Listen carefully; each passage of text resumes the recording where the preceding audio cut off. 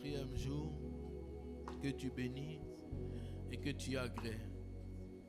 Que ce soir, tu nous parles comme tu as commencé à le faire et que nous soyons encore remplis de toi. Au nom de Jésus. Amen. Alléluia. Amen. Voilà, on peut s'asseoir. Que Dieu bénisse les chantres. Gloire à Dieu. Alléluia. Je vous salue dans le nom du Seigneur et Sauveur Jésus. Amen. Nous sommes à notre 4e soirée, demain 5e, après-demain 6e, dimanche 7e. Et nous sommes vraiment en train de prier pour la nation, de prier afin que le règne de Dieu vraiment descende.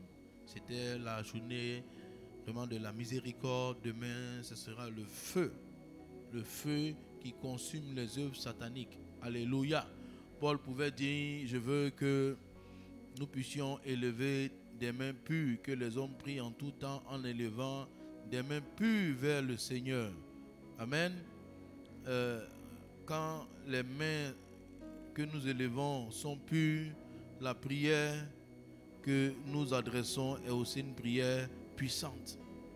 Nous ne devons pas simplement prier, mais nous devons prier des prières puissantes, des prières qui sont exaucées.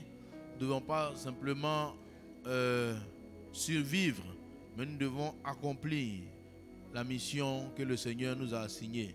Chaque être que Dieu a créé, il a créé avec un but, un plan. La Bible dit que Dieu a tout créé pour un but, même le méchant pour le jour de son malheur. Donc tout ce que Dieu a créé a un plan, a un but. Adam avait un but pour lequel Dieu l'a créé, mais malheureusement, le péché est venu contrecarrer le plan de Dieu pour Adam. Adam a accompli ce qu'il a pu accomplir et il y a eu la venue de Jésus. Et aujourd'hui, chaque être est né avec un plan et un projet de Dieu. Personne n'est sur la terre par hasard. Personne n'est sur la terre simplement par la volonté de ses parents. Mais chacun est venu pour accomplir une volonté de Dieu.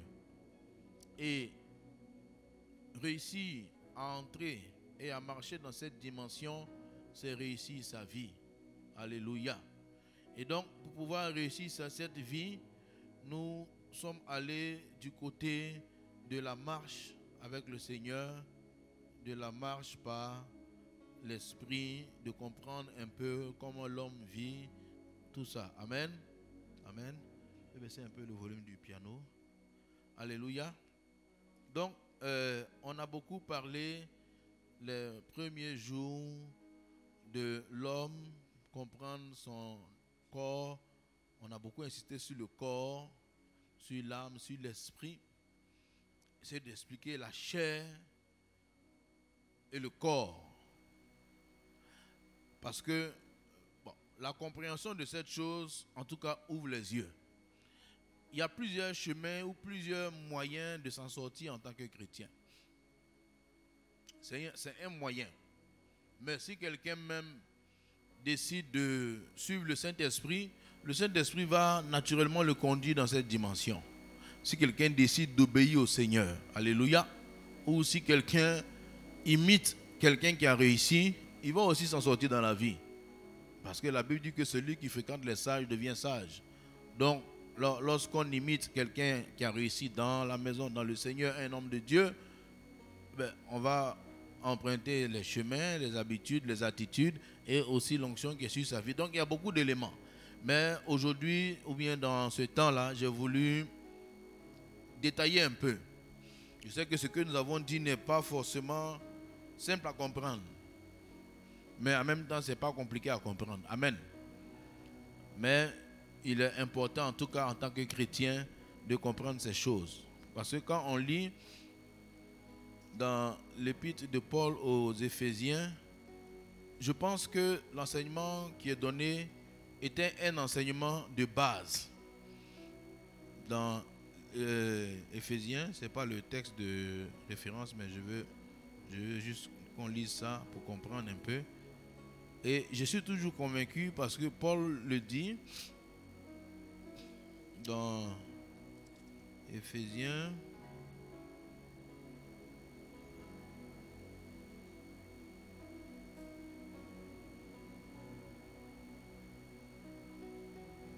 Si on prend Éphésiens chapitre 4, du verset 17 au verset 24, l'apôtre Paul donne une vérité qui semblait commune dans les églises des premiers temps.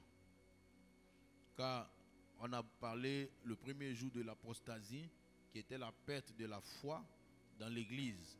Donc l'église a perdu un peu la foi, donc l'église est devenue un peu légère. Mais l'église du Nouveau Testament est un bon modèle pour nous.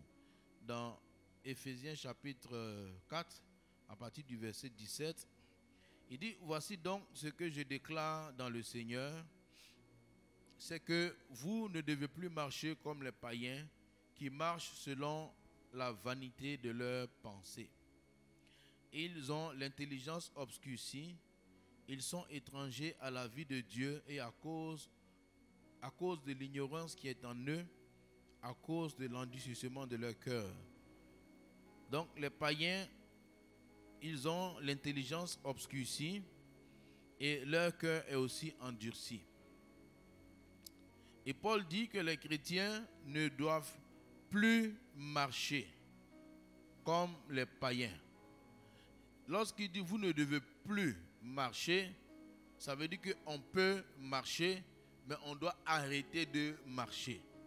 Il dit vous ne devez plus marcher comme les païens. Ça veut dire qu'un chrétien peut marcher comme un païen. Maintenant, il définit la marche d'un païen. Un chrétien qui marche comme un païen, c'est ce qu'on appelle un chrétien charnel. Et il dit un chrétien charnel, il est sauvé, mais sa vie chrétienne n'a rien de différent de celle d'un non-converti. Son témoignage, c'est-à-dire que les gens ne savent pas qu'il est chrétien. Sa vie ne démontre pas, ne témoigne pas. Pourquoi? Parce que les païens ont l'intelligence obscurcie et l'intelligence, nous l'avons vu, que l'intelligence est dans l'âme. Et le cœur est aussi endurci et le cœur c'est aussi l'âme. Amen. Et ayant perdu tout sentiment, ils se sont livrés à la dissolution pour commettre toute espèce d'impureté jointe à la cupidité. Donc il dit les païens, eux, c'est comme ça ils sont. Et c'est pour ça qu'ils marchent dans l'impureté, dans la cupidité. Mais le verset 20, il dit, mais vous, ce n'est pas ainsi que vous avez appris Christ. Donc, tout chrétien doit apprendre comment marcher avec Christ. Ce n'est pas ainsi qu'on vous a enseigné. Donc, je ne comprends pas pourquoi vous marchez comme ça encore. C'était comme un reproche. Vous dites, mais ce n'est pas l'enseignement. L'enseignement qu'on vous a enseigné, ce n'est pas ce que vous faites. Il dit, ce n'est pas ainsi. Si du moins vous l'avez entendu au verset 21, conformément à la vérité qui est en Jésus, si du moins vous avez été attentif lorsque l'enseignement a été donné, si vos cœurs étaient ouverts, vous avez été instruits à vous dépouiller, eu égard à votre vie passée, du vieil homme qui se corrompt par les convoitises trompeuses. Donc on apprend aux chrétiens nés de Dieu nouvellement à identifier son vieil homme, à se dépouiller de son vieil homme et ensuite à être renouvelé dans l'esprit de son intelligence.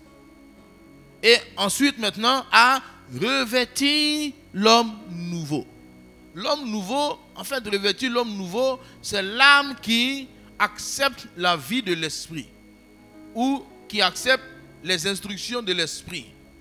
L'homme nouveau, c'est l'esprit nouveau qui reçoit, c'est mon esprit nouveau qu'il appelle l'homme nouveau.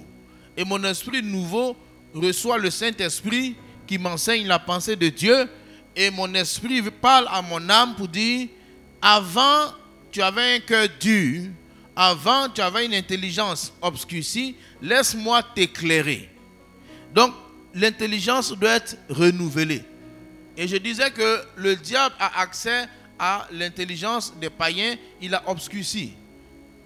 Et quand on devient chrétien, l'intelligence n'est pas renouvelée automatiquement. Vraiment. C'est progressivement que l'intelligence sera renouvelée. Quand je parle d'intelligence, ce n'est pas l'intelligence de l'école. C'est l'intelligence de la vie spirituelle. L'intelligence de la vie de Dieu. L'intelligence de ce qui est important, de ce qui ne l'est pas, des priorités divines, de ce qui ne l'est pas. Ça, c'est une intelligence que la Bible appelle aussi la sagesse. Il y a des gens qui sont intelligents à l'école, intelligents dans la vie, mais qui n'ont aucune sagesse pour Dieu. Ils sont professeurs agrégés de médecine, professeurs agrégés de biologie, de biochimie, des grands savants, des grands sachants, des grands pensants. Mais leur intelligence est pour la terre. Mais par rapport à Dieu, rien. Donc, c'est obscurci. Et donc, ils vivent comme ils veulent. Et ils vivent comment? Avec le vieil homme. Et il dit, mais vous, on vous a, au verset 21, si du moins vous l'avez entendu, conformément à la vérité qu'en Jésus, vous avez été instruit à vous dépouiller. Donc, un enseignement de base, c'est que tout nouveau chrétien doit connaître son vieil homme et de savoir comment s'en dépouiller. Et quand on parle de se dépouiller, ça sous-entend, parce que dans le mot dépouiller, il y a le mot dépouille, il y a le mot cadavre, il y a le mot une dépouille, on dit la dépouille mortelle. Donc en fait, ça veut dire que vous savez bien que vous, votre vieil homme est mort, mais eux, leur vieil homme est vivant. Ou, bon, quand il dit mort, il est inopérant. Parce qu'en fait, la mort, c'est pas... il faut comprendre la mort, c'est quoi, hein?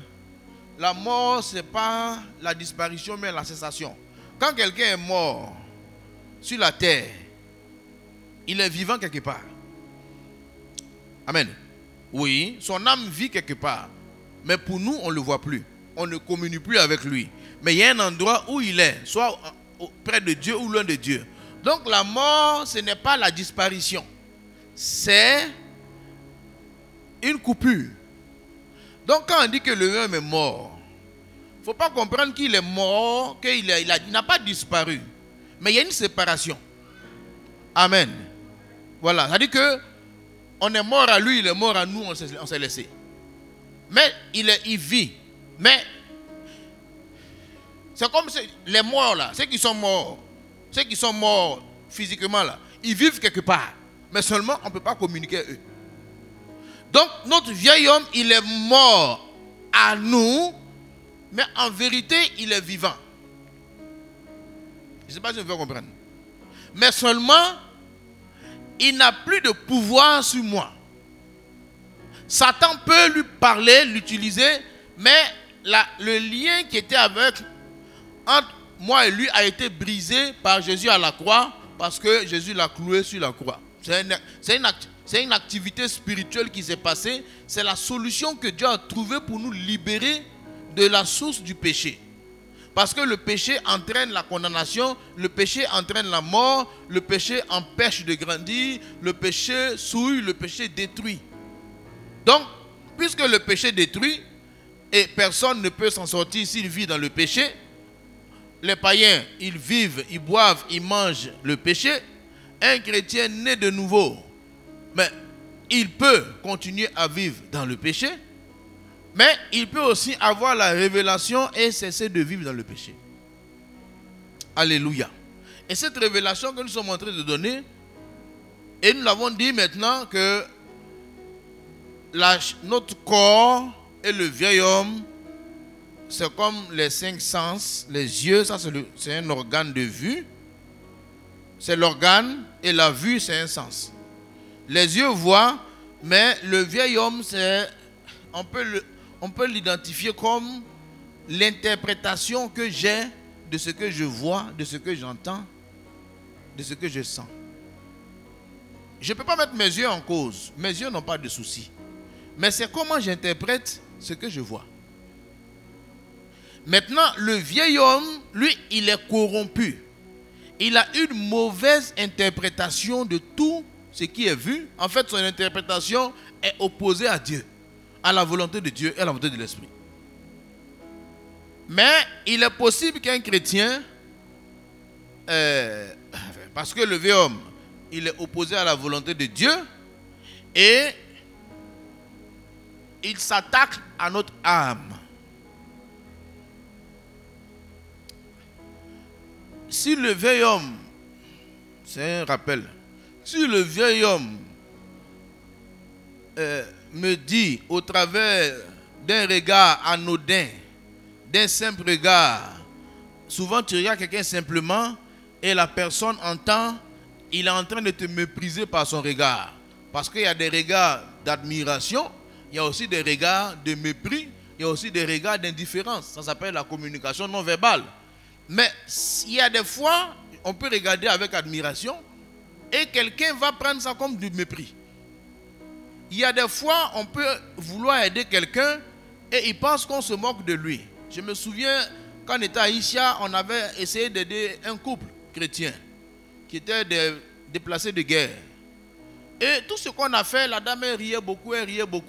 Et un jour, son fils, parce qu'ils avaient au moins 6 ou 7 enfants, ils n'avaient rien, pas d'argent. Donc nous, on avait pris leur fils aîné, une de leurs filles qui avait mis chez un autre fidèle, et puis ils avaient gardé certains, tout ça. Et un jour, il y a l'autre qui a volé chez la dame. Moi, j'étais en voyage. Finalement, la dame s'est fâchée, elle allait chez les parents, tout et tout. Quand ils sont arrivés, on s'est assis. Et ils étaient un peu embêtés. Bon, je leur ai dit, mais écoutez, votre enfant a quand même volé. Parce qu'ils étaient comme des victimes, quoi. J'ai dit, bon, c'est vrai qu'on est chrétien, mais quand même l'enfant a volé. Et on est chrétien, mais elle pouvait aller à la police. Mais bien sûr, elle n'est pas allée, elle m'a attendu, parce qu'on est chrétien. Mais quand il y a vol, on peut aller à la police. Mais lorsque j'ai dit ça, c'est tout comme si le feu qu'on a mis dans la broussaille. Et la dame a changé de comportement. Elle dit, oui, de toute façon, nous, on ne l'a jamais aimé dans l'église. On dit, ah bon? Mais pourtant, c'était la dame la plus souriante. De toute façon, elle riait. Même quand tu dis bonjour, elle rit. Ah, elle riait, elle semblait naturelle dans son rire. Mais ce jour-là, quelque chose l'a piqué. Et il dit, on ne l'a jamais aimée. Et que d'ailleurs, on se moque d'elle chaque jour. On dit, ah bon? C'est ce que tu penses? Elle dit, oui. Vous dites que j'ai beaucoup d'enfants, vous vous moquez de mes enfants, que j'ai fait beaucoup de fois. On dit, ah mais non. On était vraiment en train d'essayer de les aider, mais eux, ils voyaient dans chacune de nos actions une moquerie.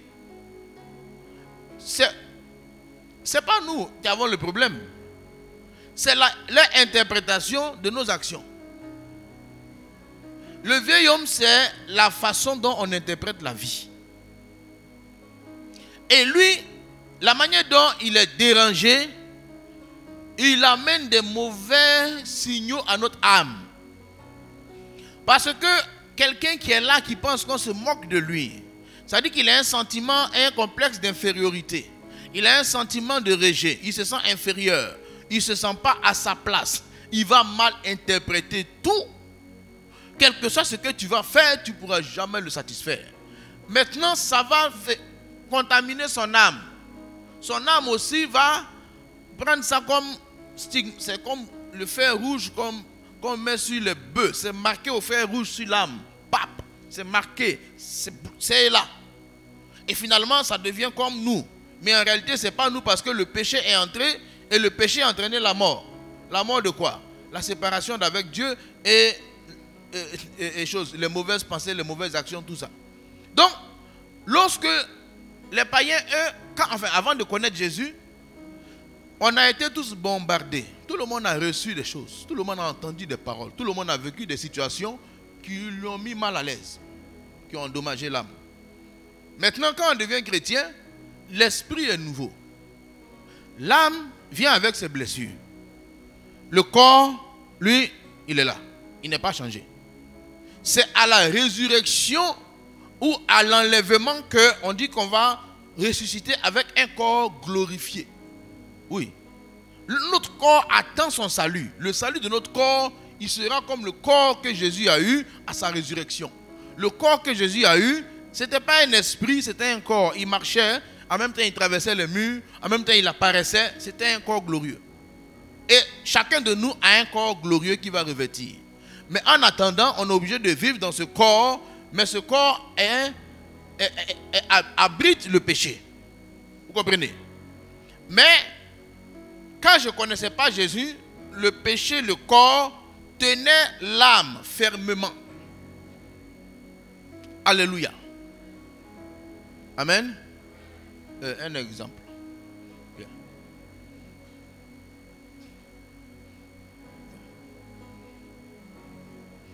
Bien. Là, tu es au milieu ici. Hein? Toi, tu es là. Toi, tu es ici. C'est exemple, hein? C'est pas vrai. Ça, c'est l'âme. Ça, c'est le corps. Ça, c'est l'esprit. Mon esprit, dans lequel est venu habiter le Saint-Esprit. Et le Saint-Esprit, c'est Dieu. Donc, le Saint-Esprit parle à mon esprit. Le Saint-Esprit, non seulement il parle, mais il communique la vie de Dieu.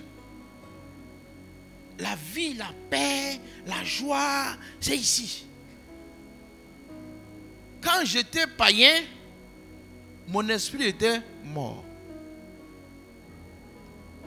C'est ça, on dit, la Bible appelle les inconvertis les hommes animaux. L'homme animal. On dit l'homme animal. Parce que les animaux n'ont pas d'esprit. Ils ont une âme et un corps. Ils vivent d'instinct. Les animaux, ils veulent se reproduire et manger. C'est tout. C'est pour ça que les hommes animaux, ils veulent aussi se reproduire et manger.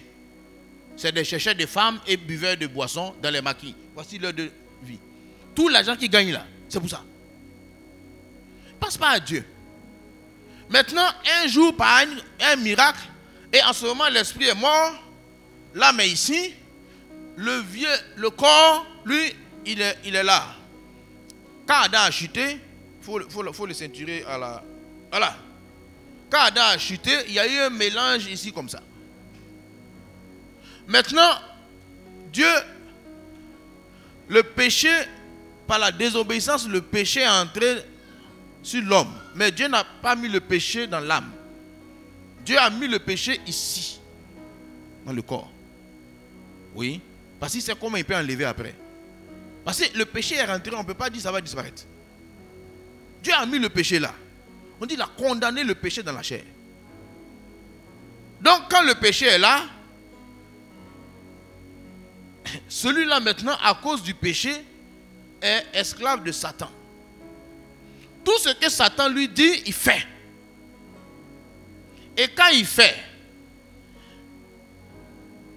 si Satan lui dit, va boire, c'est l'âme. Il va parler à l'âme pour dire, va boire. Si l'âme dit, elle ne veut pas, qu'est-ce qu'il fait? Il l'amène par force. Non, tu ne le laisses pas. Oui. Quand on n'est pas un là, on est trimballé comme ça. Les gens sont conduits. Ça dit que, il dit, mais je vois que je suis possédé. Je suis possédé. Ça ne va pas. Il fait des choses que lui-même, il ne comprend pas.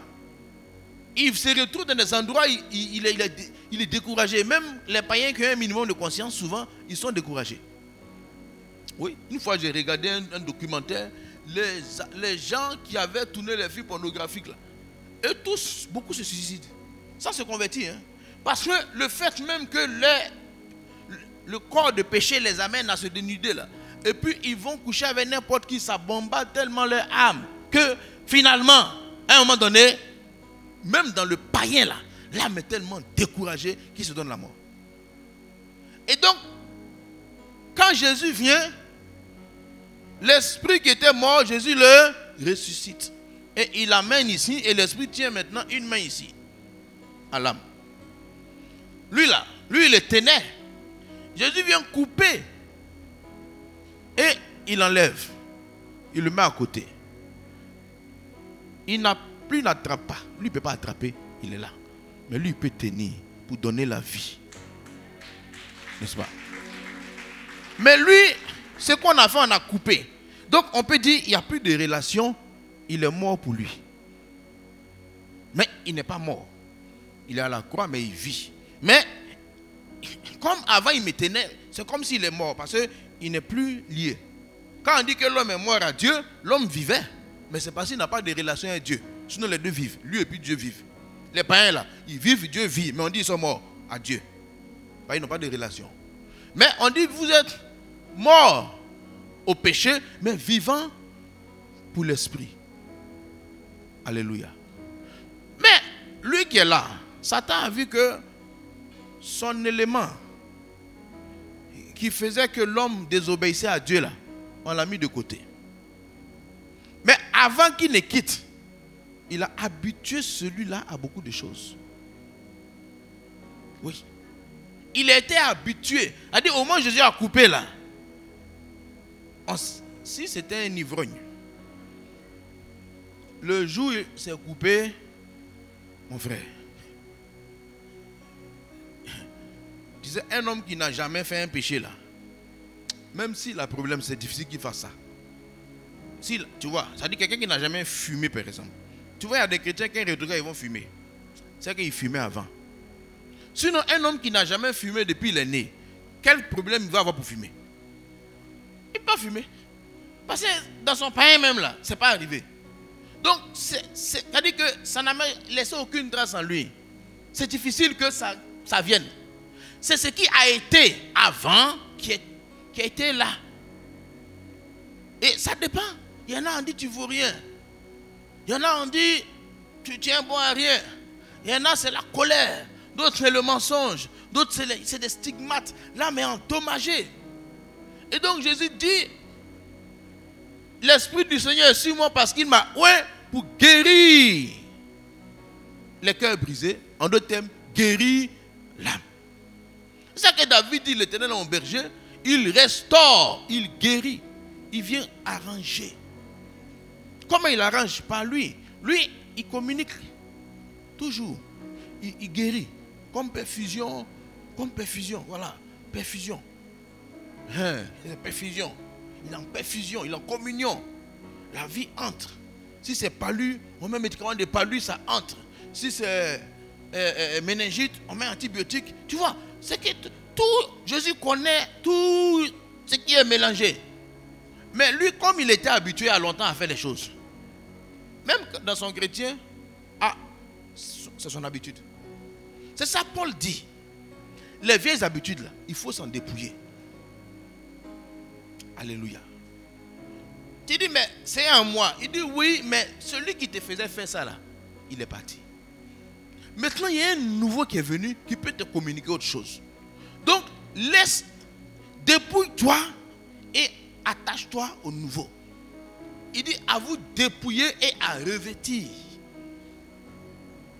Donc tout chrétien doit savoir, ce n'est pas un péché de venir à Christ et d'avoir des mauvaises. C'est-à-dire que Dieu, il nous connaît. Il sait si quelqu'un dans son enfance a été habitué à l'impureté, quand il devient chrétien, c'est sur lui. Frère, moi j'ai lutté longtemps avec la pornographie. Pourquoi? Parce que quand j'avais 5 ans, ils m'ont amené au cinéma pour regarder ça. Dans toute mon adolescence, ça m'a poursuivi. Mais si j'avais jamais vu, peut-être ça n'a jamais me dérangé. Vous comprenez? Le gars m'a amené, j'ai rien fait. J'étais là. Ça n'a pas quitté. Donc ça a blessé mon âme. Mon âme, l'âme n'a pas besoin de ça. L'âme, elle a besoin de repos. L'âme, c'est la foi, c'est l'espérance, c'est l'amour. La foi, l'espérance, l'amour. Elle est au repos comme ça. Elle n'est pas d'impudicité, impureté. Et ça, il dit, abstenez-vous des convoitises charnelles qui font la guerre à l'âme. Bien-aimé. Parce que lui, il ne tient plus. Mais qu'est-ce qu'il peut faire? Il peut parler. Oui. Il peut suggérer. Et c'est pour ça que maintenant, quand je suis devenu chrétien, Satan ne me tient plus, mais il peut toujours mettre des pensées dans ma pensée. L'intelligence de l'homme, c'est-à-dire que l'intelligence est obscurcie. Et il faut que mon intelligence soit renouvelée. Hein, parce que Satan n'a pas tellement accès à ma volonté d'abord. Il a accès à mon intelligence. Il peut mettre, tu sais pas, paf, quelqu'un marche comme ça, et puis il attrape une soeur, et puis il dit ça va, hey, bonjour. Tu vois non, pendant qu'il est en train de caresser quoi, Satan m'a pensé comme ça. C'est la même, c'est pas ça que tu dois marier même. Tu vois non? Ou bien s'il est marié, et puis il la touche. Ma soeur, ça va? Tu vas bien? Et puis maintenant, oh, il est marié. Et puis Satan dit, tu as vu, tu t'es trompé de femme. C'est celle-là qui devait être ta femme. L'autre là même, tu t'es trompé. Tu as vu? Oh, personne ne sait, mais lui seul, il sait ce qui se passe ici. Et il dit, mais qu'est-ce qui se passe? Mais il est en train d'être bombardé. Il doit savoir que Satan est en train de le bombarder. Si, en fait, je veux attaquer l'esprit, enfin, la partie, comment maintenir la chair crucifié. Mais pour maintenir, il faut comprendre. Parce que le problème de beaucoup d'entre nous, personne ne veut reconnaître son problème. On ne peut pas guérir un homme qui n'a pas de problème. Un homme qui a... Parce que de toute façon, derrière chaque parce que lui, il a été coupé. Hein? Mais c'est le corps, il est là. Et souvent, les péchés répétés ont amené des démons. Ça, c'est le passager clandestin. Un péché de mensonge répété amène l'esprit de mensonge. Un péché de... Les gens qui regardent la pornographie tout le temps, ça amène l'esprit de sensualité, de sexualité débridée. Un homme à qui on a rabâché qui ne vaut rien, ça amène un sentiment de rejet. Et souvent, ça amène un démon. La plupart des bagarreurs, des brigands, c'est des gens qui sont rejetés. Ceux qui dorment dehors, là, ils ont été chassés. Mais c'est pour ça qu'ils agressent les gens. Et c'est des démons violents qui viennent là maintenant. Mais on peut les chasser. Ouais, ce n'est pas leur place ici. Alléluia. Donc, les suggestions, Satan maintenant viendra dire, dis-lui, fais ça. Mais quel endroit il va privilégier? Là où il avait déjà blessé, là, il sait que c'est facile. Ouais. C'était son ancien terrain. Donc, il vient lui dire, fais. Il sait que là, ça peut passer. Maintenant, lui, comme celui-là lui a fait la guerre, hein, l'âme là, la chair lui a fait tellement la guerre, l'âme n'a plus confiance à quelqu'un. Oui. C'est pour ça que la foi même, c'est un don de Dieu. Donc, quand même le nouveau vient lui parler là, il doute même de l'esprit. Ah oui? Une femme qui a été violée par son premier mari, deuxième mari, là, elle n'a pas confiance. Elle dit, garçon, c'est garçon. Il faut que l'autre puisse la rassurer jusqu'à pour faire confiance. C'est pour ça qu'on prêche, pour dire, ah, Dieu dit d'arrêter, mais l'âme ne veut pas parce que l'âme dit, premier que j'ai suivi là, il m'a dérangé, il m'a violé, il m'a amené à faire des bêtises. Je ne crois plus en rien. Et donc, tu as la catégorie de chrétiens, de blessés, qui ont aussi coupé avec l'esprit. À cause de la peur. À cause du doute. Mais le doute est venu par quoi? Par les maltraitances. Les gens maltraités, ils croient. C'est pour ça que, pour croire en Dieu même, quand on dit croire en Dieu, on n'a pas dit que Dieu existe. Hein? J'ai obéi à Dieu. Beaucoup n'obéissent pas parce qu'ils n'ont pas confiance. Mais pourquoi ils n'ont pas confiance? Parce que tellement ils ont été mélangés dans leur âme là, ils n'ont confiance en rien. Ni en Dieu, ni en leur mari, ni en leur femme, ils n'ont pas confiance en quelqu'un. Tout le monde est voleur. Il y a des gens comme ça. Quand tu parles, ils sont tous des voleurs. Oh, en fait, il est mélangé. Il n'a foi en rien. Même sa propre prière. Il finit de prier ici. Quand il sort, il dit, qui peut m'aider? Tu sens que c'est qu'il a prié là. Il n'a pas cru en ça. Mais il est venu, il fait sa répétition ici. Oh, on a vaincu, on a vaincu. Seigneur, agis, agis, agis. Quand il sort, il dit, j'ai fait pitié, je suis foutu. Dieu dit, mais tu as prié comment? Et puis il dit pas, tu es foutu. En fait, il ne sait pas. Il n'a pas confiance en Dieu. Alors que Dieu est avec lui. Donc Paul dit, c'est ça que Paul explique. Il dit, il y a une coupure ici et il y a une union là. Il faut laisser l'ancien et prendre le nouveau. Il dit, marchez par l'esprit et vous n'accomplirez pas les désirs de la chair. Suivez les... Parce que marcher, ça veut dire la vie de tous les jours doit être conduite soit par la communion avec l'esprit, soit par les instructions qui viennent de la chair. Mais la chair, Satan a accès ici facile. Facile. Facilement, hein? Il n'y a pas un homme qui va dire l'effort. Il n'y a pas... Il ne faut pas jouer au Django. C'est-à-dire que quand un homme connaît la dangerosité de la chair, il ne s'amuse pas avec.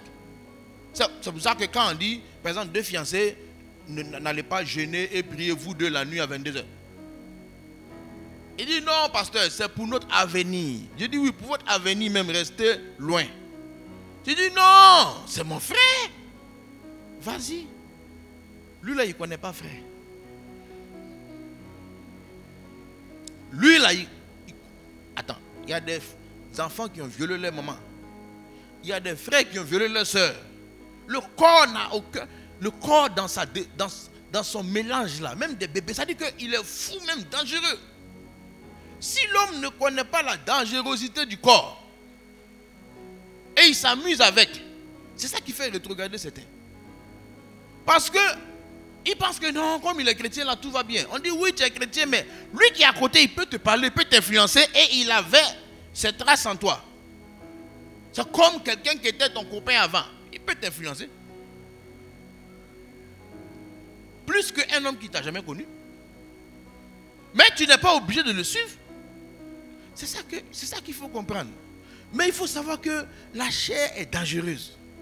Donc, Paul dit, la chair là, il faut connaître quand elle te conduit. C'est les pensées impures d'abord. Si les pensées deviennent impures, il faut savoir que ce n'est pas Dieu qui est à l'œuvre. Si c'est les querelles, les irritations et les animosités, il faut savoir que je suis influencé. Je suis mal influencé. Et en plus de mes premières blessures, je suis encore en train d'être blessé. Et donc il y en a, ils viennent à l'église, au lieu d'être guéris, ils sont encore plus blessés. Et souvent, par la loi du magnétisme, les oiseaux de même plumage qui volent ensemble, les gens blessés se mettent ensemble. Et quand ils arrivent, on frustre les gens ici. Je ne te dis pas, hein. Moi-même, on m'a frustré avant-hier. Et toi, c'était avant-hier. Et toi, moi, c'est tout de suite là. Mais il n'y a aucune bénédiction ni joie. Ces genres de causeries n'amènent aucune paix ni aucune joie. Parce que l'âme n'est pas créée pour vivre de ça. Donc même quand tu lui donnes ça là, à la fin elle est encore plus triste puisqu'elle ne fait plus confiance à quelqu'un. Quand tu as fini de dire qu'il n'y a personne, tu viens dans l'église où la personne croyait trouver son salut. Mais en même temps elle a peur qu'on la brigande. Et toi tu viens dire que moi-même j'étais brigandé. Il devient encore plus triste pour dire, ici encore. Et finalement, découragement. Quand on dit prions, ils ne croient pas. Ça cause à beaucoup de chrétiens ne prient pas. Ou ils n'ont pas de ferveur dans la prière parce que leur âme est terriblement endommagée, abattue, gondolée, cassée, démantelée. Et Dieu nous voit. Dieu veut guérir l'âme. Alléluia. Demain, on parlera de la guérison de l'âme. Aujourd'hui, on va commencer comment maintenir celui-là au loin. Alléluia. Comment laisser la chair sur le poteau. Amen. On peut s'asseoir.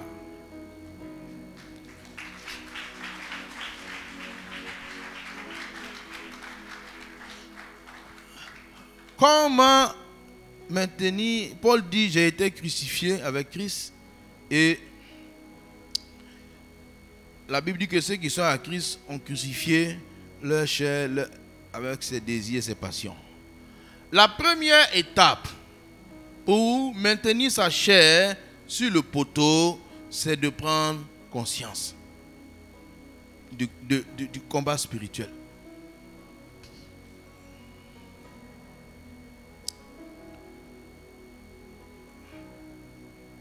Dans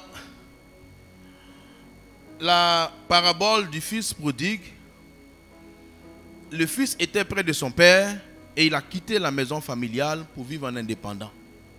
Et il est allé de gloire en déchéance jusqu'à manger la nourriture qu'on donnait aux porcs et finalement il n'avait plus rien. Et dans Luc 15, versets 16 à 17, il est écrit qu'il aurait bien voulu se rassasier des carouges que mangeaient les pourceaux. Mais personne ne lui en donnait. Et au verset 17, on dit, étant entré en lui-même, il se dit, combien de mercenaires sur mon père ont du pain en abondance et moi je meurs, et moi ici je meurs de faim. Il est entré, étant entré en lui-même, il a pris conscience. Frère, on ne peut pas aider quelqu'un qui n'a pas... C'est-à-dire que tant qu'il est parti, son papa n'est pas allé le chercher. Il a quitté la maison, le papa était triste. Il pouvait le suivre. Mais il sait que tant que le gars n'a pas pris conscience, on ne peut rien faire. Tant que je n'ai pas pris conscience que la chair est dangereuse, je vais plaisanter avec elle. Si je n'ai pas pris conscience que la pornographie est dangereuse, si je n'ai pas pris conscience que la colère est dangereuse, si je n'ai pas pris conscience que le mensonge est dangereux, si je n'ai pas pris conscience que toutes les œuvres de la chair énumérées dans Galates là, si je n'ai pas pris conscience que c'est dangereux, frère, personne ne peut m'aider. Et souvent la prise de conscience vient quand l'homme touche le fond. Et souvent il y en a qui n'ont pas encore touché le fond. Ma prière c'est que tu aies touché le fond. Deuxième élément, il faut être fatigué et chargé de sa situation. Paul a poussé le cri, misérable que je suis. Il désespérait même de lui-même. Il était fatigué et chargé de cette vie. De cette vie chrétienne où il est malheureux, alors qu'il sait que Jésus est la vie. Et lui, il est malheureux. Il dit, mais qu'est-ce qu'il me veut me délivrer? C'est-à-dire qu'il a poursuivi là. Il dit, mais qu'est-ce qui m'arrive? Et dans Matthieu 11, 28, il dit, venez à moi, vous qui êtes fatigués et chargés. Et je vous donnerai du repos. Dans la version, je vous donne du repos. Dans la version, voilà, venez à moi, vous qui êtes fatigués et chargés, je vous donnerai du repos. L'âme va chercher le repos quand elle sera fatiguée et chargée. Dans Parole vivante, il dit, venez à moi, vous tous qui êtes fatigués, chargés, accablés. Vous qui êtes déprimés. Parce que vous ployez sur un fardeau trop lourd. La dépression, il y a des chrétiens dépressifs. La dépression, c'est le découragement. C'est-à-dire qu'ils sont chrétiens et puis ils sont découragés même. Ils ne sont pas joyeux, ils n'ont plus de joie. Ils font du théâtre à l'église. Mais ils sont, dans leur cœur, ils sont tristes. Oui, mais la tristesse là, c'est parce que l'âme a été bombardée qu'elle est triste. Et maintenant, il a cherché son salut dans beaucoup de choses. À un moment donné, il faut que je vienne réellement au Seigneur. Vous savez, il y a souvent dans la conversion, il y a des conversions. Oui. Ou bien même, on peut dire, il y a la nouvelle naissance et la conversion. Oui. La nouvelle naissance, ça on est de nouveau, mais on n'est pas encore converti. On est toujours la même chose. C'est l'esprit qui est nouveau. La conversion, c'est de la décision. On fait un changement de CFA en dollars. On fait un changement de CFA en euros. On convertit les mauvaises habitudes en bonnes habitudes. Il y a des décisions. Personne ne prendra une décision à ma place. Personne ne va... Si je n'ai pas décidé de laisser tomber un comportement, personne ne peut m'aider. Dieu ne sépare pas les amis. Si mon âme est attachée à quelque chose, Dieu ne peut rien faire pour moi. Dans le mot âme même, il y a le mot ami, amitié. Dieu ne sépare pas les amis. Et c'est pour ça qu'on a beau prêcher, quelqu'un qui est d'accord avec son mauvais comportement, il ne sera jamais libéré. Il dit jamais. Mais s'il est épuisé parce qu'il sait que le fruit de l'esprit, c'est la paix, c'est la joie, c'est la patience, c'est la douceur, c'est la tempérance. Lui, il n'est pas doux, il est dur. Il a mauvais caractère, mais il est fatigué de son caractère. C'est à ce moment-là que quand Dieu entend ce cri, le Seigneur dit certainement maintenant il est prêt. Certainement elle est prête. Certainement elle peut commencer au moins à me faire confiance. De toute façon, c'est quand quelqu'un veut se noyer, on lui jette la bouée. Mais peut-être à un moment il essaie de nager. Mais à un moment donné, il voit que la bouée est son seul secours. La bouée, souvent c'est des morceaux de bois. Une planche misérable qu'il n'aurait jamais considérée sur terre. Mais dans l'eau là, c'est l'objet de son salut. C'est la seule chose qui peut l'aider. Parce que autour de lui, il coule. Amen. Troisième élément, qui ressemble au deuxième, il faut se désolidariser des œuvres de la chair. Il faut commencer. Paul dit, vous avez été instruits à vous dépouiller, à renouveler l'intelligence. Commencer à se désolidariser, il faut renouveler son intelligence. Il faut appeler un chat, un chien, un chien. La colère, la bonne humeur, la bonne humeur. Le bon caractère. C'est-à-dire que c'est ça. Ah, moi je suis fatigué de ce mauvais caractère. Je suis fatigué. Et là, étant fatigué, je commence à me désolidariser. Je dis non, j'en veux plus. j'en veux plus. Hein. Je commence à comprendre. Je pensais que ces raccourcis allaient m'aider. Mais en fait, ça me met en retard. Ça m'éloigne de Dieu et ça met mon salut en jeu. Non, non, non, non, non. Plus conscience. Et la conscience fait que on se désolidarise. Et souvent, se désolidariser des œuvres. Amen. Et ça, c'est le troisième point. Hein? C'est ça, non? Quatrième point, il faut identifier les occasions de chute et s'en éloigner. Car les convoitises de la chair font la guerre à l'âme et me font chuter. J'ai commencé à ne plus vouloir chuter. J'ai commencé à ne plus être d'accord avec ce type de vie. Maintenant, je dois identifier même qu'est-ce qui se passe. Et puis, depuis là, je tourne en rond. Jésus a dit, si ton œil est pour toi une occasion de chute, vaut mieux l'arracher et le jeter loin. Si ton... Bon, on n'a pas dit, mais il n'a pas dit d'arracher l'œil vraiment. Mais il veut dire que si ta façon de voir la vie ne t'arrange pas, il faut changer. Si ce que tu regardes ne t'arrange pas, arrête de regarder aussi. Si ton œil est pour toi une occasion de chute, mais arrache-le, jette-le loin. Car il est avantageux pour toi qu'un seul de tes membres périsse, que tout ton corps entier ne soit jeté dans la géhenne. C'est le salut qui est en jeu. Si ce que je vois ne m'arrange pas, mais il faut que je m'en détache.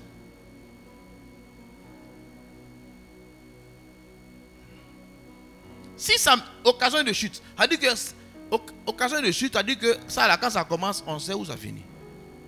Une occasion de chute, ce n'est pas la chute, hein, mais c'est le début. Il y a un autre passage dans 1 Corinthiens 5, 9 à 11.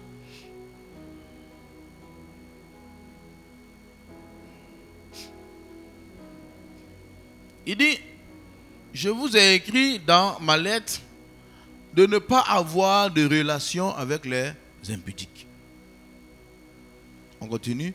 Non pas de manière absolue avec les impudiques de ce monde. C'est-à-dire dans le monde, les païens sont tous impudiques pour la plupart.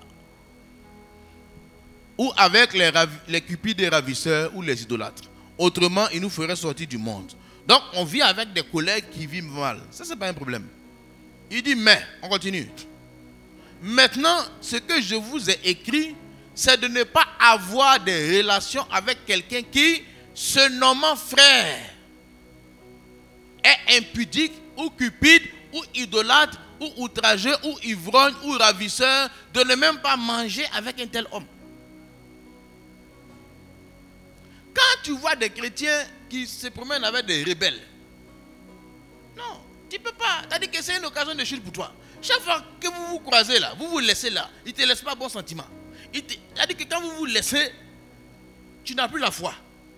Tu ne crois plus en Dieu. Ou quand tu en veux à quelqu'un. Il y a des gens comme ça. Ils critiquent. C'est-à-dire que quand ils finissent de parler là. Non. Jésus dit, Paul dit, quelqu'un qui se nomme. C'est-à-dire qu'il se dit frère, mais ce n'est pas un frère, c'est un ennemi. C'est une occasion de chute. Et il y a des chrétiens qui vivent comme ça. Et, excusez-moi, hein, mais les femmes sont spécialistes dedans. Non, les femmes, ça dit que c'est un défaut chez les femmes qu'il faut faire attention. Les garçons, généralement, même eux-mêmes, ils n'aiment pas trop causer. Les hommes sont fonctionnels, les femmes sont causeuses. Mais une femme peut savoir que l'autre la critique, elle va marcher elle. Ça, c'est la folie. Tu fais quoi là-bas? Tu sais qu'elle vit mal. Tu connais quelqu'un, il dit, les chrétiens, il vit dans l'impudicité. Il a une go, elle a un gars, tu sais, et vous mangez ensemble, tu vas lui ressembler. Tu es en train de bombarder, tu es en train de brûler ton âme, tu es en train de bombarder. Il faut laisser le passage là, on n'a pas fini. Si vous enlevez, on dirait que ça vous dérange même. Ah, je ne sais pas. Ou bien peut-être vous voulez améliorer, oui, je ne sais pas. Ou bien vous voulez la parole vivante. Non, parce que non, on n'est pas pressé. Parce que c'est ça que je vais m'arrêter aujourd'hui. Il reste encore 5 trucs, demain on va voir. Mais il dit de ne même pas manger. Honnêtement, hein, je suis choqué quand je vois certains chrétiens marcher avec d'autres chrétiens.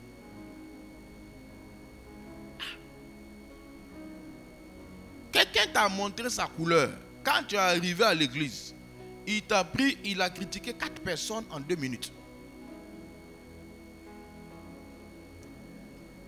Oui, non, en 5 minutes, il t'a fait les gens même que tu n'as jamais connus qui ne sont pas vus. C'est-à-dire que toi-même tu es arrivé en 2017.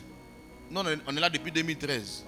Ceux qui étaient là en 2013 là, qui ont eu un problème, tu es au courant d'eux. Tu ne les connais même pas. Mais tu connais le nom. Tu sais, il a fait quoi? Ceux-là, on dit de ne pas marcher eux. Maintenant, quelqu'un est fort. Lui dit non, que lui il est fort. Lui il peut faire. Et il va s'étonner pourquoi sa vie est misérable. Paul dit, quelqu'un qui... Sinon, nos collègues qu'on va évangéliser là, on n'a pas de problème eux. Mais quelqu'un qui se nomme frère, bon, même mes paroles vivantes, on va voir ce que ça donne. Hein? Oui, souvent lui détaille bien. On va finir avec ça, parce que l'heure est avancée. Non, je voulais simplement vous dire de ne pas entretenir des relations avec celui qui, se disant votre frère, vivrait dans l'immoralité, aimerait trop l'argent, vénérait les idoles ou serait un calomniateur. Voilà. Un homme a donné à la boisson ou enclin aux affaires malhonnêtes. Avec des gens de cette sorte, il faut rompre toute quoi? Communion. Et ne même pas quoi?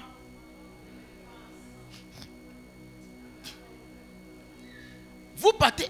Ah, mais ça paraît. C'est très spirituel ce passage-là. Oui. C'est un des passages les plus spirituels de la Bible. Parce que c'est les gens émotifs là. Je me souviens quand j'étais à Abidjan, il y avait un groupe de chante que je gérais. Et le responsable du groupe, il était devenu désagréable avec les gens.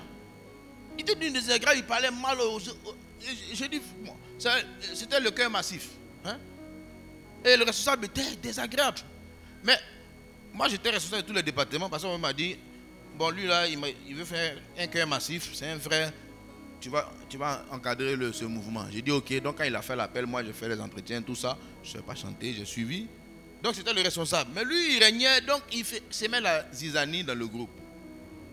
Et le jour il vient voir un des gars du groupe dans mon bureau, il est mal à l'aise. Il a l'impression qu'on vient parler de lui. Parce que quand le groupe avait commencé, j'avais donné un mot d'ordre. Vous là, c'est un nouveau groupe, ne vous fiancez pas ici. C'est pas vrai amour, arrêtez. Bon, il y en a qui ne m'ont pas cru, ils sont fiancés quand même. Mais fiancé avec le groupe là, souvent, il faut faire attention. Parce que souvent, c'est pas vrai amour, c'est l'âme. Tu ne sais pas si c'est ta chair qui l'a aimé, ouais.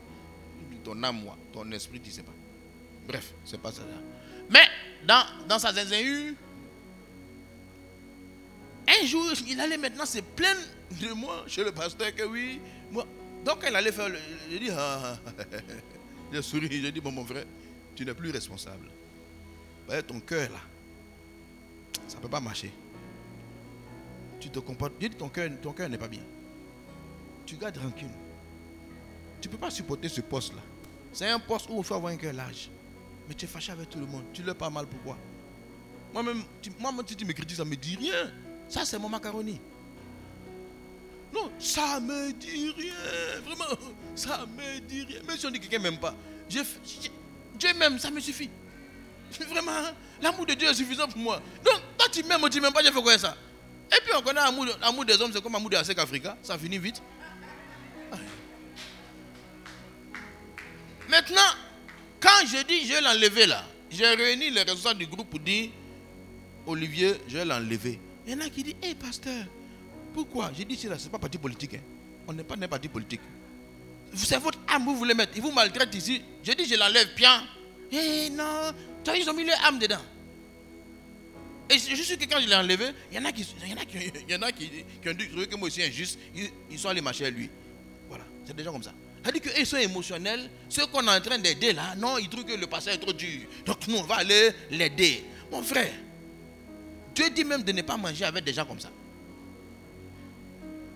C'est écrit. Un chrétien. Oui, il y a des gens qui ont quitté l'assemblée, qui ont dit au pasteur Mohamed, ils ne sont plus membres. Hein? Le jour ils ont dit ça là. Ça à moi aussi ils ont dit ça. Oui. Je ne peux plus manger à toi. Jamais.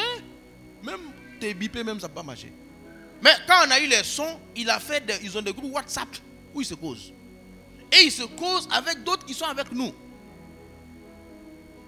Ceux-là, ils sont en train de se maudire. Oui, parce que l'autre est parti. Maintenant, il est parti à la colère. Il est une victime du système. Soit. S'il veut partir, qu'il parte. Maintenant, toi, tu es ici et tu es là-bas. Toi, tu es en train de déranger encore ton âme. Tu ne seras même pas équilibré. En fait, ça va te déséquilibrer encore. Le truc, c'est que tu deviens de plus en plus déséquilibré alors que le Saint-Esprit est en train de te remplir de sa vie. Toi, tu t'en vas boire l'eau de fosse septique. C'est ça. C'est ça, tu t'en vas boire. Il dit, oh, j'ai mal au ventre. Oh, je ne me sens pas bien. Tu as bu quoi? Tu as communié avec qui? Il dit, je vous dis de ne pas communier avec ces gens. Pourquoi? Il dit de ne pas manger. Ce n'est pas la méchanceté. Il est contagieux et dangereux. Il a plus dangereux que Corona. Corona est petit. Oui, c'est ça qu'on appelle mesure barrière. Oui ou non? Ce n'est pas mesure barrière qu'elle a. De ne pas communier et manger. On dit mesure barrière. Un chrétien qui ne fait pas mesure barrière, il veut nous contaminer.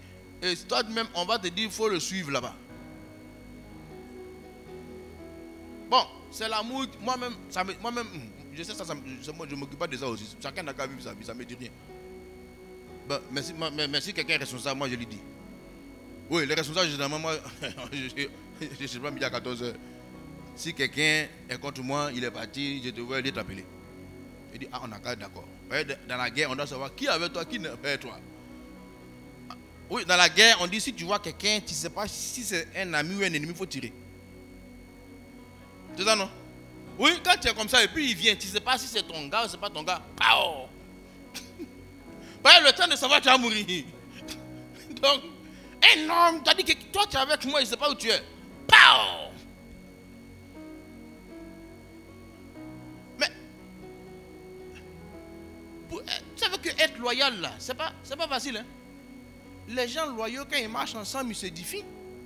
Les gens déloyaux, quand ils marchent ensemble aussi, ils se trouvent des raisons d'être. Toi, tu vas manger avec eux. Si serpent te pique, il t'a piqué. Son venin est entré. Il faut des semaines pour enlever. Donc, les occasions de chute, ça dit c'est les occasions qui vont déranger ton âme. Puisque l'âme doit manifester l'amour, la joie, la paix, la bonté. L'amour là, l'amour croit tout. L'amour supporte tout. L'amour excuse tout. Frère, il faut mettre 1 Corinthiens 13. Le fruit de l'esprit, c'est l'amour. Voilà le détail. L'âme, quand elle est remplie d'amour, là, il croit tout, il supporte tout, il espère tout, il croit tout. Hein? Excuse tout, espère tout, supporte tout.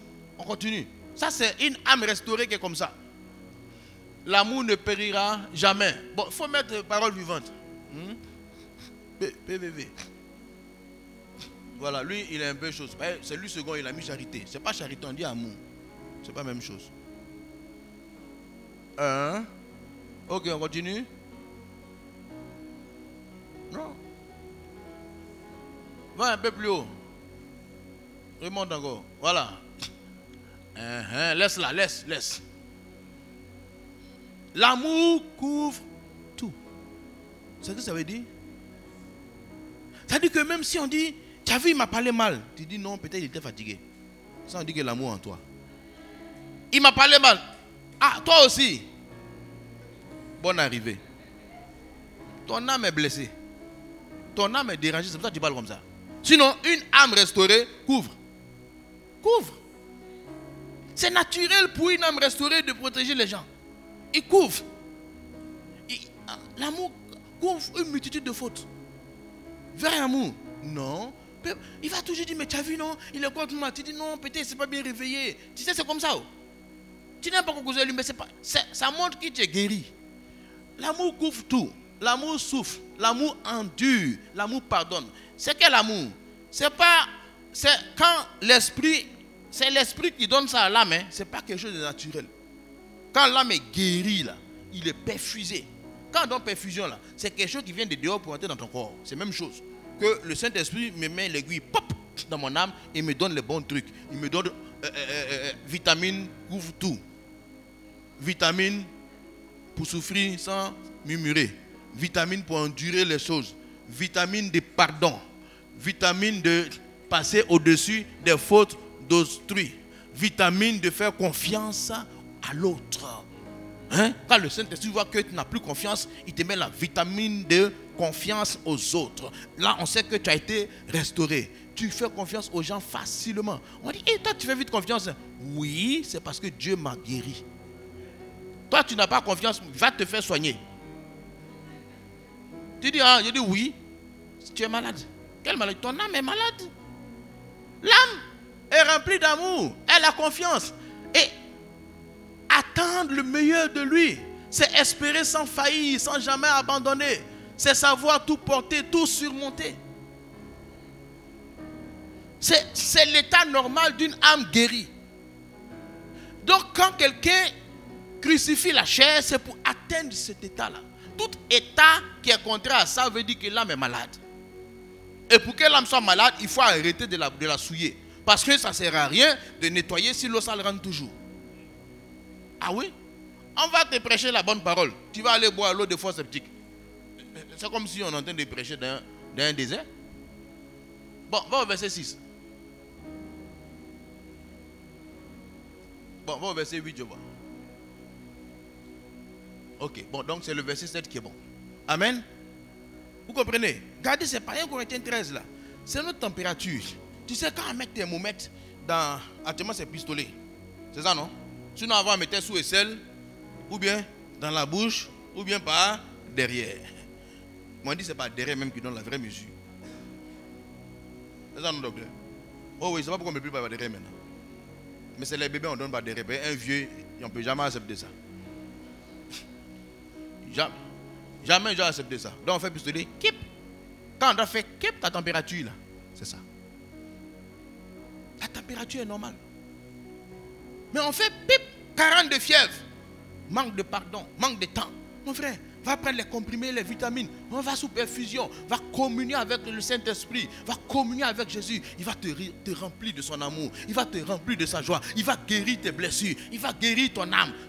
Toi-même, tu ne vas pas te reconnaître. Et les gens ne te reconnaîtront pas. Et tu vas passer sur tout. Tu seras une personne bizarre aux yeux des gens. Tu sais, un homme qui est rempli de Dieu, il est bizarre parce que pour le frustrer, c'est difficile.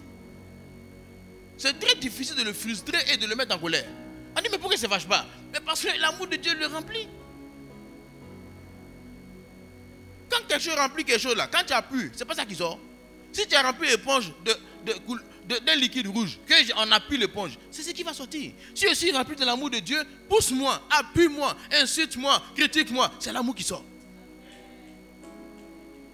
Mais si tu m'appuies, l'amour sort et puis après c'est critique. Je dis, mon frère, moi j'ai deux couleurs, je dis caméléon. Mon frère, toi, ton vieil homme là, tu l'as ressuscité. Bref, je veux que nous connaissions la position normale d'une âme restaurée. Et c'est notre recherche. C'est notre quête. Une âme malade, c'est une âme qui croit en rien, qui ne peut pas s'entendre avec les gens. Ton âme est malade. Mais ce n'est pas ta faute. C'est avant la conversion. Donc Dieu ne t'en veut pas. Dieu n'en veut pas à quelqu'un qui vient avec une âme malade. Quelqu'un qui une voiture a cogné sur la route, est-ce que le médecin se fâche avec lui? Maintenant on te couche sur la table d'opération, tu dis que tu n'as pas confiance au médecin, tu rampes pour sortir de l'hôpital. Le sang, tu as hémorragie. Et puis on te voit en train de ramper au parti. On dit oui, ça va, il dit qu'il n'a pas confiance au médecin. On dit, monsieur, qu'est-ce qui se passe? Il dit non, l'ancien médecin là, trop fatigué. On dit non, c'est pas l'ancien, ça c'est un nouveau, il est bon. Il dit, je pensais que c'était un boucher, c'est pas boucher. Tu vois, on va te remettre sur le lit. Mais le péché, c'est de refuser d'être guéri. Ce n'est pas d'avoir la maladie. Mais Dieu va nous juger parce qu'on a refusé sa solution. Jésus n'est pas simplement venu nous sauver pour nous amener au ciel. Il est venu nous guérir nos âmes. Si ta foi crois au salut du ciel, ta foi doit croire au salut de l'âme. Amen. On va finir avec juste cette phrase-là.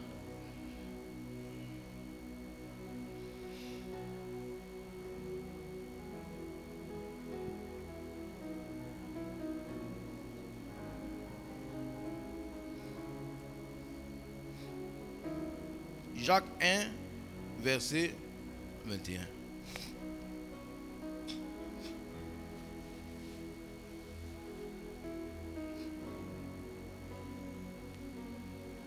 C'est pourquoi,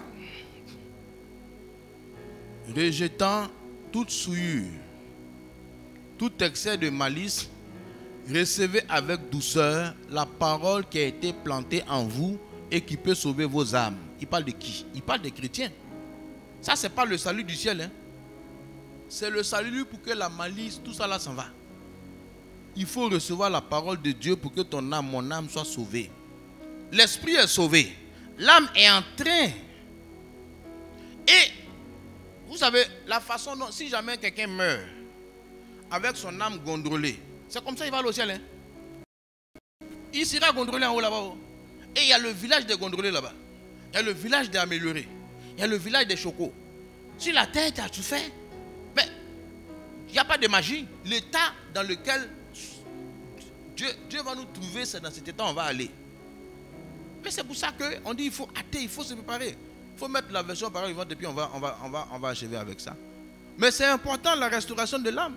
Débarrassez-vous donc de tout ce qui salit et de tout ce qui reste en vous de méchanceté. Accueillez dans un esprit humble et docile la parole implantée en vous, car elle a le pouvoir de vous conduire au salut. Mais il parle à des chrétiens. Il ne parle pas quoi en Jésus. Ils ont cru en Jésus. Il dit maintenant la parole, elle va sauver quoi? L'âme. Mais il faut se débarrasser de la méchanceté. C'est pour ça que j'ai dit le premier élément, il faut être fatigué. Il faut être fatigué. Il faut être conscient que bon, trop c'est trop.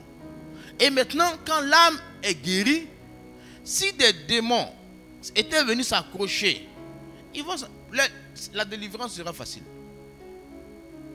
Quand un homme a eu son âme restaurée, les démons s'en vont à la minute. On ne dit pas 5 minutes et tous sont partis. Mais quand l'âme est blessée, c'est là on fait délivrance de semaines, de mois et d'années. On ne finit pas. Parce que son âme est d'accord avec ça. Il n'y a rien à gagner. Il y a tout à perdre. Mais si nous laissons la parole de Dieu, il dit recevez avec douceur, avec tendresse.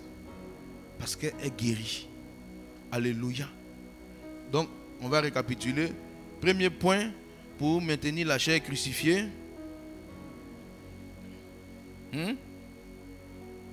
Il faut prendre conscience de son état. 2, il faut être fatigué, chargé. 3, il faut commencer à se désolidariser. Et 4, identifier les occasions de chute et s'en éloigner. Demain, on verra d'autres éléments qui vont aussi nous aider. Mais ce soir, nous allons prier afin que le Seigneur puisse, par sa grâce,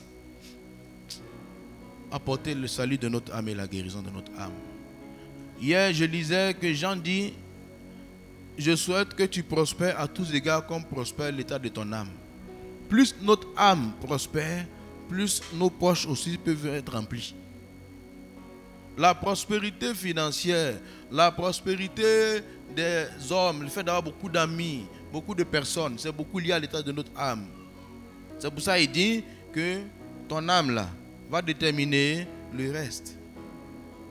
Mais ce n'est pas automatique, c'est une décision. Et ce soir, je veux qu'on décide, que chacun prenne une décision. Chacun sait qu'est-ce qui l'a dérangé dans son enfance, dans sa vie, qu'est-ce qui a été un problème. Dieu n'est pas fâché avec nous parce que c'était le temps d'ignorance. Mais Dieu peut ne pas être content si nous refusons sa solution. On a accepté Jésus sauveur. On doit accepter Jésus restaurateur de nos âmes. On doit accepter Jésus le guérisseur de nos âmes. On doit accepter Jésus le médecin de nos âmes. Et ce qu'il a promis, il a déjà fait, il accomplira dans nos vies. Parlons au Seigneur. Parlons au Seigneur.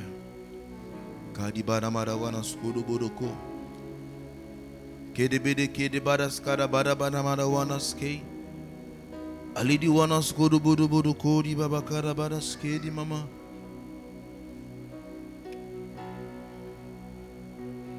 Alidi wanas kada bada bada mana wanas ke. Kodo bada bada mana wanas kadi kidi wanas ke. Kodo bada bada kadi kidi wanas kodo bada bada skedi kidi wanas ke. Kada bada bada skodi kidi wanas ke. Kada bada bada mana wanas ke. À tes pieds, je dépose ma vie, Dieu de mon salut, faisons ce que tu veux. Sonde mon cœur dans toute sa profondeur.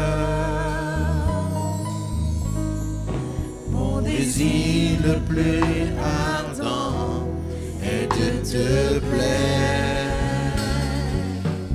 Je veux être comme toi,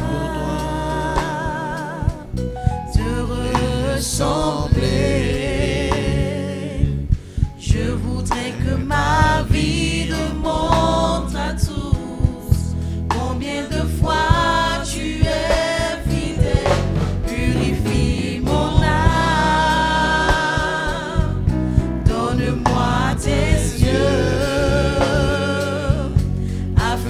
Je puisse voir comme tu vois et même penser comme tu penses. Je veux être comme toi. À tes pieds, je dépose ma vie, Dieu de mon salut. Faisons ce que tu veux. Sonde mon cœur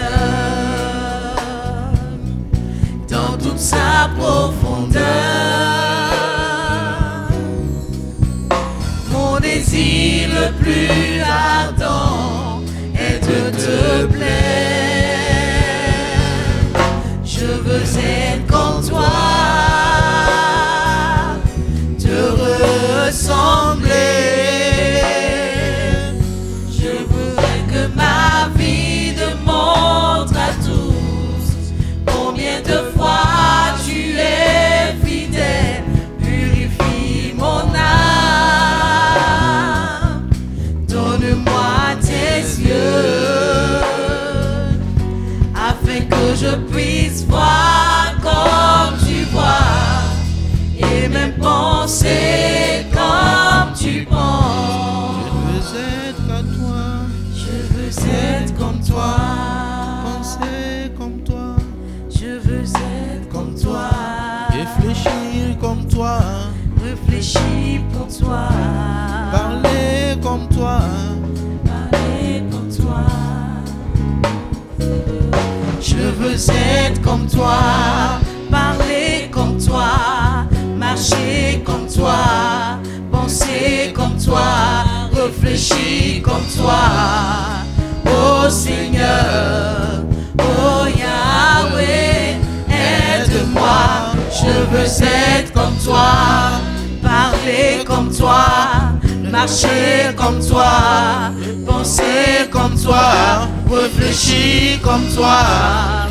Oh Seigneur, oh Yahweh, aide-moi. Je veux être comme toi, parler comme toi, marcher comme toi, penser comme toi, réfléchir comme toi. Oh Seigneur, oh Yahweh, aide-moi. Oui Seigneur, aide-nous à être comme tu veux. Viens guérir nos âmes blessées. Tu dis que tu es venu guérir tous ceux qui ont le cœur brisé. Oui, le diable est passé par notre ignorance pour briser nos cœurs. mais tu es le divin médecin, le divin guérisseur, celui qui restaure, celui qui guérit les cœurs brisés, qui restaure les âmes, qui relève les décombres antiques, qui rétablit les cités et les villes dévastées. Seigneur, quel que soit l'état dans lequel la vie m'a mis, mes yeux étant sur toi, car sachant qu'avec toi, c'est possible d'être guéri et restauré. Seigneur, que ce soit le partage de chacun en ce lieu. Nous ne voulons plus être esclaves du mal et du péché, mais nous voulons plutôt te servir avec un cœur pur. Oui, nous n'avons plus de devoir envers le diable ni ses démons, mais nous sommes devenus tes serviteurs, tes esclaves et tes enfants. Que ta vie coule en nous, nous remplisse, nous irradie. Donne-nous l'humilité, donne-nous la force d'espérer, de forcer, afin d'atteindre cette dimension d'homme spirituel. Merci Père, parce que je sais que tu le fais dans les cœurs sincères ce soir. Et que changer et transformer, la prospérité accompagne chacun de nous. Tu dis que tant que l'héritier demeure encore enfant, il est comme un esclave. Oui, tant que nous avons cette mentalité d'enfant, nous ne pouvons pas posséder l'héritage que tu as pour nous. Mais nous voulons passer à une étape supérieure. Et nous savons qu'avec toi, c'est possible et nous le pourrons. Merci Père pour la parole que tu nous as donnée. Merci pour les vies qui sont transformées. Merci pour nos cœurs qui sont changés, qui te ressemblent maintenant, remplis de ta vie. Béni sois-tu Père, au nom de Jésus. Amen. Amen. Voilà, on va apporter au Seigneur nos offrandes.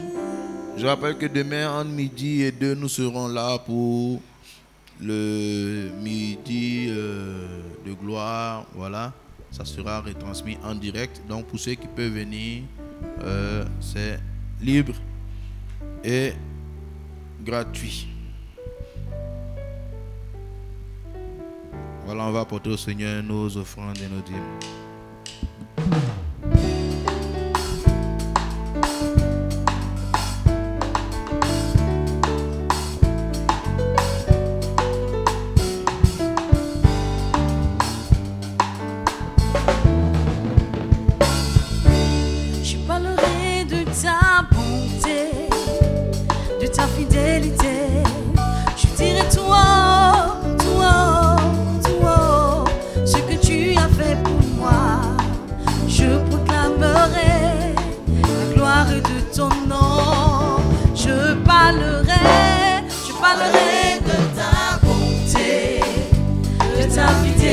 Je dirai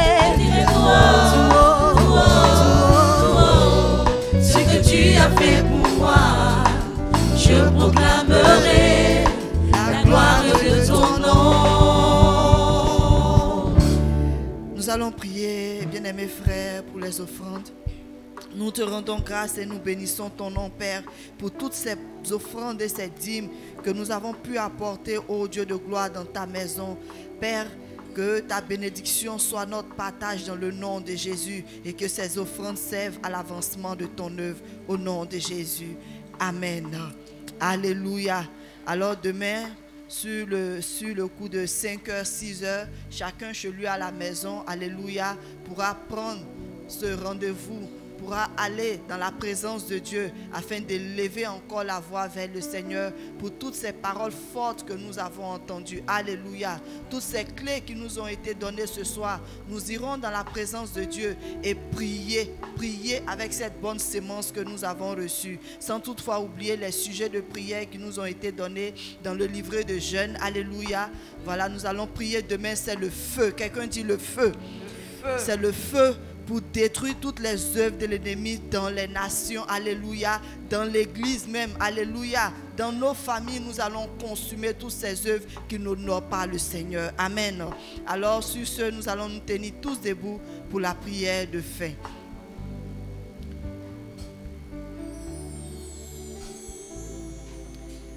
Oui, Père, nous te sommes tellement reconnaissants pour ce temps que nous avons passé dans ta présence.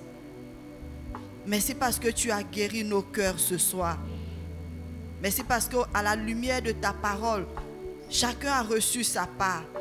Et je crois que cette bonne portion que tu nous as donnée, cette bonne sémence que tu as plantée dans nos cœurs, Seigneur, porte son fruit depuis que nous avons entendu cela. Cette portion ne retournera point à toi sans avoir accompli son effet. Merci pour toutes ces clés qui nous ont été transmises.